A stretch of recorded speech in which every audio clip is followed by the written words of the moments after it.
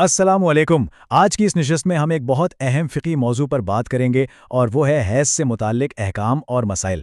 سب سے پہلے ہم حیض کی فقہی حالتوں پر بات کریں گے، پھر ہم پہلی حالت یعنی مبتدا اور دوسری حالت معتادہ ان دونوں کو تفصیل سے دیکھیں گے۔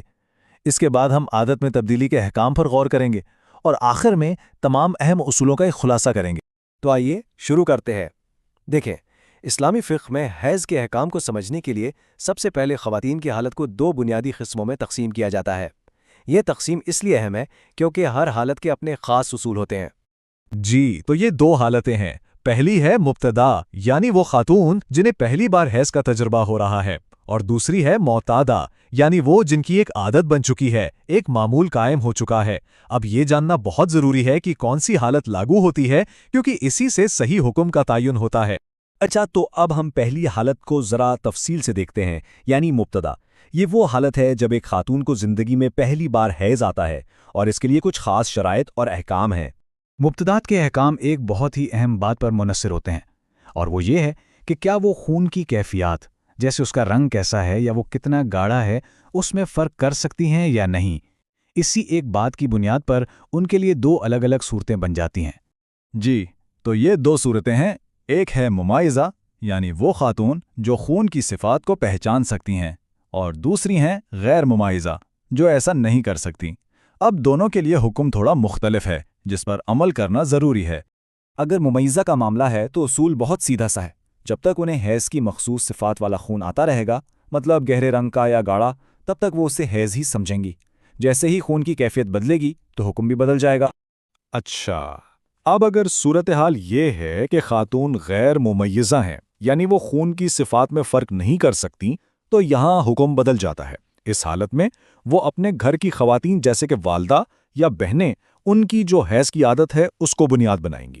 یہ اصول اس وقت کام آتا ہے جب ذاتی طور پر علامات واضح نہ ہوں۔ اس کو ایک مثال سے سمجھتے ہیں، جیسے اگر ان کے گھر کی خواتین کو عام طور پر 6 یا 7 دن حیض آتا ہے، تو وہ بھی اپنے لیے اتنے ہی دن شمار کریں گی۔ تو اس مثال سے یہ بات بالکل واضح ہو جاتی ہے کہ جب ذاتی پہچان نہ ہو تو خاندان کی عادت ایک رہنما بن جاتی ہے۔ چلیں اب ہم دوسری بنیادی حالت کی طرف چلتے ہیں جو ہے معتادہ۔ یہ وہ خاتون ہیں جن کی حیض کی ایک عادت قائم ہو چکی ہے، مطلب انہیں اندازہ ہے کہ ان کے ایام عموماً کب اور کتنے دن کے ہوتے ہیں۔ معتادہ کے لیے جو سب سے بنیادی اصول ہے وہ ان کی اپنی قائم شدہ عادت ہی ہے، یعنی ان کے پچھلے مہینوں کا جو معمول ہے وہی ان کے موجودہ حیض کے دنوں کا تعین کرے گا، چاہے خون کی خصوصیات کچھ بھی ہوں۔ لیکن زندگی میں تو تبدیلیاں آتی رہتی ہیں نا، کیونکہ جسمانی تبدیلیاں تو ہوتی رہتی ہیں۔ تو آئیے اب دیکھتے ہیں کہ اگر عادت بدل جائے تو شریعت اس بارے میں کیا رہنمائی کرتی ہے۔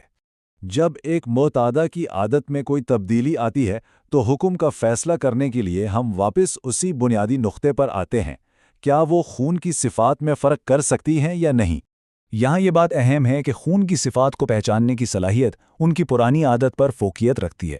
مطلب اگر وہ خون کی علامات کو پہچان سکتی ہیں تو وہ اپنی پرانی عادت کو ایک طرف رکھ کر نئی علامات کے مطابق عمل کریں گی، چاہے اب دن پہلے سے کم ہوں یا زیادہ۔